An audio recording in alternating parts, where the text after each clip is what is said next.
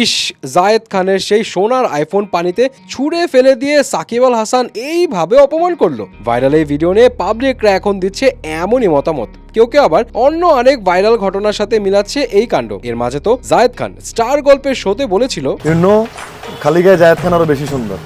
আচ্ছা, আর এই গরমে জায়েদ খানের সুইমিং পুলের ছবি দেখে অনেকেই ধারণা করেছিল হয়তো খালি গায়ে জায়েদ খান তার সৌন্দর্য দেখাতেই সুইমিং পুলে এমন লাস্ট সময়ে ছবি তুলেছিল, যেটা হয়েছিল আবার হেভি ভাইরাল। কিন্তু এখন সাকিবের মোবাইল ছোড়া ভিডিও দেখে অনেকেই মনে করছে হয়তো জায়েদ খান তার খালি গায়ের সৌন্দর্য দেখাতে নয়, বরং তার আইফোন খুঁজতে গিয়ে সুইমিং পুলে ডুব দেয় এন্ড তারপর ক্যামেরায় ধরা পড়ে যায় তার সুইমিং পুলে অর্ধ নিমজ্জিত ছবি। এখন প্রশ্ন হলো, কেন সাকিব আল হাসান এভাবে জায়েদ খানের মোবাইলটা ছুঁড়ে মারলো? এবং অনেকেই এই প্রশ্নের উত্তর খুঁজতে গিয়ে ধারণা করছে যে জায়েদ খান মাঝখানে তার রোলেক্স আইফোন নিয়ে যে ভাব দেখাচ্ছিল।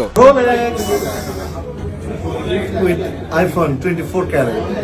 অনেকে ভাবছে সে আইফোন নিয়ে বোধহয় সাকিব আল হাসানের সাথেও ভাব নিতে গিয়েছিল, আর তা দেখে মাথা গরম হয়ে সাকিব আল হাসান ছুঁড়ে মারে জায়েদ খানের শখের সোনার আইফোন। বাট আরেক দলের দাবি বোধহয় সোনার আইফোনটা নকল, এন্ড সেই নকল আইফোনের সেলফি কোয়ালিটি বাজে আসায় সাকিব আল হাসান ঘটায় এই কাণ্ড। আয় হায়, তবে কি নকল সোনার আইফোন দিয়ে জায়েদ খান নিচ্ছিল ভাব? যাই হোক, এসব তো পাবলিকদের ধারণা মাত্র। এখন কেন সাকিব আল হাসান এই কাজ করলো, কেন সে জায়েদ খানের উপর বিরক্ত ছিল, এগুলোর উত্তর তো যখন তারা মুখ খুলবে তখনই জানা যাবে। কিন্তু আপনাদের কাছে আসল কারণটা কি মনে হয়?